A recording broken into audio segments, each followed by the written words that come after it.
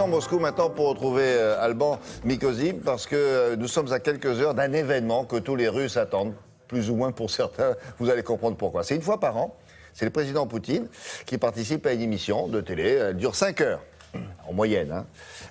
Ça s'appelle Ligne Directe et il répond aux questions des Russes qui lui posent comme ça. Sauf qu'il il connaît les réponses, donc entre-temps, il prépare des blagues.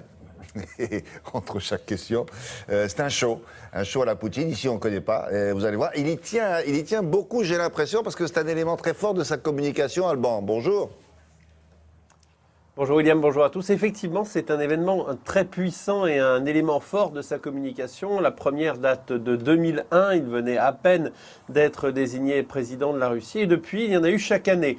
Alors, c'est un marathon, hein, pour dire les choses franchement. On s'installe avec un casse-croûte et puis on regarde parce que ça commence à midi, heure de Moscou, et puis ça se termine vers 16, 17h, 18h, selon l'humeur du président. Alors, pourquoi à midi? Parce que midi à Moscou, c'est 20h à Vladivostok. Donc, vous voyez...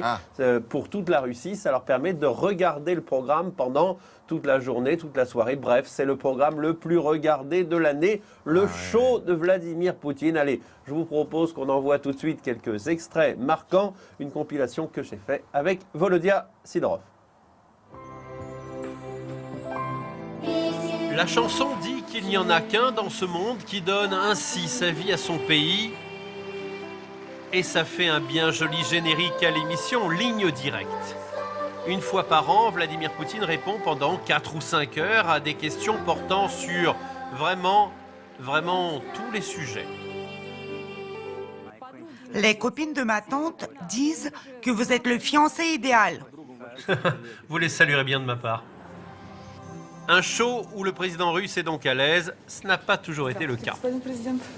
Lors de la première en 2001, il ressemblait encore à l'ancien espion qu'il fut. Tout était gris, même le décor, mais déjà, on entendait les téléspectateurs. 15 ans après, le principe est resté le même, donner la parole au peuple, pas aux journalistes.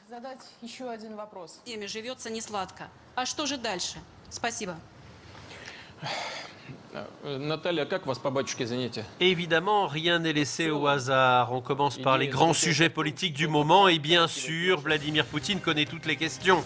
C'est son cabinet qui les choisit parmi les 1 500 000 questions reçues au standard depuis une semaine, avec parfois de vrais problèmes concrets. On ne peut pas faire les cours de gym dans notre école parce que le plancher s'effondre et parce qu'il pleut à travers le toit.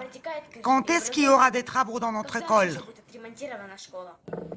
Alors, Vladimir Poutine viendra-t-il lui-même réparer le plancher de l'école de Sotchi comme il avait si bien l'an dernier enseigné à des oies sauvages la route de la migration? Nous le saurons dans 3 heures maintenant. On n'avait pas vu ça, il donne des cours aux oies sauvages au cas où, bon, elle ne sera pas encore au point. Vous savez, chez nous, vous vous souvenez de ça quand vous habitiez en France, Alban, c'est l'émission la plus populaire, je crois que c'est, et qui fait le plus grande audience, c'est l'élection de Miss France. C'est un peu ça, l'équivalent en Russie, oui. C'est sur quelle chaîne, au fait?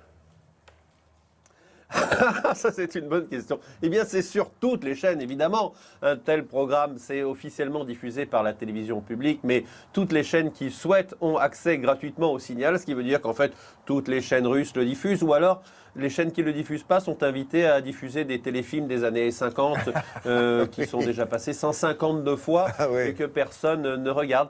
Ça rappelle un peu les shows du général de Gaulle. Vous savez, moi, quand j'étais en France, c'était le général de Gaulle, le président.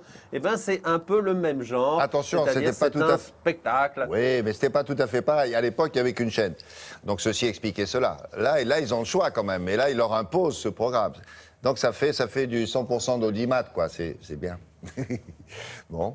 99,9. Oui, très bien. Bon, bah écoutez, passez une bonne soirée, on fait une bonne après-midi. Et à bientôt. Au revoir. La revue de presse de Patrice Romden, entièrement libre et indépendante.